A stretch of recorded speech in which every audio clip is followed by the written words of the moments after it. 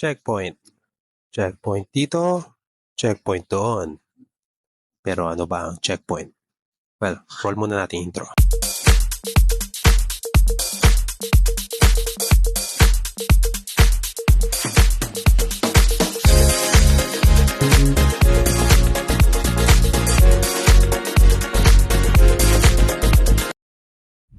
Disclaimer lang, lahat ng aking isasalaysay ay base sa experience ng mga retired at active police officers. Maraming salamat. So kung pagbabasihan natin ang tinaguriang Bible ng PNP na PNP Police Operational Procedures, mahaba at mapusisi ang mga tatalakayin natin. So we will try to discuss this in a practical and concise way. Ang checkpoint ay tumutukoy sa isang lugar kung saan sinusuri ng mga polis ang trapiko ng sasakyan at pedestrian upang ipatupad ang mga hakbang sa pagpapatupad ng batas, kautusan at regulasyon kapag may pangangailangang arestuhin ng isang kriminal o takas mula sa hustisya. Diba kung nanonood kayo ng Filipino action movies noon, diba mga polis nagkakandak ng inspection or checkpoint sa kalsada kasi may mga nakatakas na kriminal na maaaring yun yung possible na dadaanan nila. Ganyan yung checkpoint noon at alam ko yung mga batang 90s kaya ko nakaka-relate dito. Mahilig manood ng action movies lalo na kapag involved yung mga polis. Ang composition ng isang checkpoint ay kailangan may 8 miyembro ito, including the team leader. By the way, ang team leader ay dapat isang police commission officer o isang high-ranking official gaya ng tenyente, kapitan and so on. Kung hindi man available ang nasabing opisyal, pwede naman ang isang senior police non-commissioned officer gaya ng SPO4 or Police Executive Master Sergeant. Pangalawa, syempre, kailangan lahat ng checkpoint PNP personnel ay naka-uniform, in proper uniform po. Pangatlo, dapat maliwanag ang pwesto at makikita ang checkpoint signage na may nakalagay na checkpoint at pangalan ng head of office. Now, ang daming nagtatanong bakit ba kailangan ng checkpoint? Ano ba ang importansya ng operation na ito sa community natin? Madami kasi sa ating mga kababayan, lalo na yung hindi pa nakaka-experience o nakakita ng street crime, gaya ng robbery o pagnanakaw, possession of drugs at madami pang iba, hindi well knowledge. At iniisip lang nila na pampadagdag traffic lang ang checkpoint. Siyempre nga naman, karamihan ng daanan dito sa Pilipinas masikip at mabilis mag-traffic. Sa dami ba naman ng sasakyan, lalo sa Metro Manila. Diba, mabilis mo talaga mag-traffic. Pero kapag tiningnan mo ang positive side, maganda ang epekto nito. Gaya na lang sa lugar kung saan ako nagtatrabaho.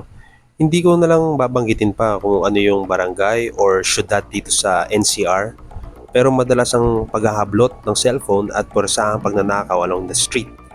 Pero dahil sa checkpoint, nahuli yung kriminal at nagawang masuppress yung mga gantong klaseng insidente sa lugar na nagkatrabahuan ko. According naman sa isang active na police officer na kakilala ko, dahil sa checkpoint, nagawa nila mahuli yung notorious na nagnanakaw ng motor sa area nila. Sa background, makikita nyo na lang yung picture ng mga suspects, pero I need to blur it para naman sa security ng tao. Pero despite of the efforts ng ating kapulisan, why are they getting backlashes? Like, motor lang daw ang pinapara nila at hindi sasakyan. To the point na may bumaba pang congressman para sitayin sila sa ganitong dahilan. May iba pa nga na nagsabi, kapag sasakyan daw, sir ang bate nila. Pero kapag motor daw, hoy. Yung ibang pulis na may paniket, ginagawa lang na panakot para alam mo na. Well, tama naman ang iba niyong observation. Pero may paliwanag dyan ng mga nakakausap ko ng mga retired at active na police. At syempre, based na din sa aking observation. Well, umpisahan natin sa bakit motorcycle lang at hindi sasakyan. Kadalasan kasi ng ginagamit sa krimen ngayon, gaya ng pagnanakaw, pamamaril, motorsiklo ang ginagamit na getaway vehicle. Umabot pa nga sa punto na gumawa ng batas si Senator Dick Gordon na Republic Act 11235. O ang tinatawag nila na Motorcycle Crime Prevention Act. Anya ng dating senador, RA 11235 was passed to protect the public from criminals using motorcycles. It was enacted to protect the innocent from motorcycle-laden criminals by allowing easier identification of specific vehicles used in many crimes through the requirement of larger legible, more identifiable license plates. Gaya na lang nitong nangyaring habulan dahil sa checkpoint ay nagawang mahuli o masawata itong dalawang hold-upper na ito. Panoorin nyo.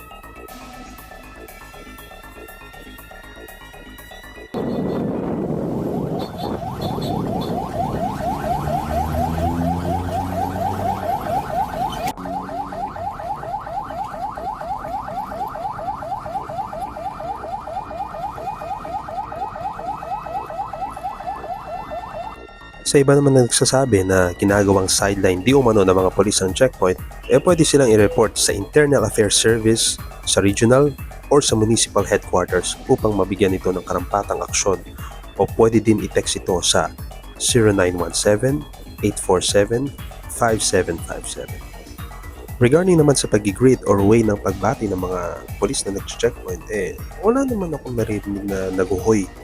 Mas madalas pa nga yung nagsasabi ng magandang umaga, hapon o gabi kapag sila ay nag-checkpoint. Siguro isolated lang yung mga ganyang checkpoint situation. Dumako naman tayo sa inyong karapatan bilang motorista. Una, kung may katanungan ng polis ay may karapatan kang hindi sumagot. Pero okay lang naman kung ordinaryong tanong, pwede nyo naman sagutin yun. Pangalawa, kung ipabukas ang kotse, glove, compartment o bag, may karapatan ka ring tumanggi. Pangatlo, kung pababain kayo sa kotse o motorsiklo upang i-body search, lalong may karapatan kayong tumanggi. Tandaan nyo ating mga kababayan na ang checkpoint is only for visual search. Hanggang tingin lang. Sabi nga sa PNP handbook checkpoints must not inconvenience nor intimidate citizens, but instead should provide them a real sense of safety and security. Ang sarap pakinggan, di ba? Kaya huwag kang matakot sa checkpoint, lalo na kung alam mo na yung karapatan mo at wala ka naman tinatago, di ba? Sa final statement na lang, sa mga kababayan natin na motorista na mahilig mambash sa ating pambansang pulisya, hinay-hinay lang. Isipin lang din natin na hindi madali ang trabaho ng ating kapulisan. Sa pagsuot pa lang ng kanilang uniforme at pagtayo sa nakakapagod na checkpoint ay nasa delikadong sitwasyon na sila. Imagine if may nangyaring robbery and papunta sa kanila yung hold-upper. Sila ang maaaring unang barilin kasi sila ang humaharang sa kanila. Oo, nandun na tayo sa sitwasyon na pinili naman nila yung propesyon bilang maging polis.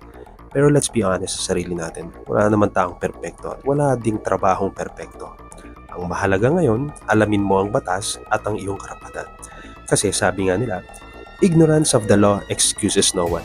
So yun lamang. Maraming salamat po sa panonood at pakikinig.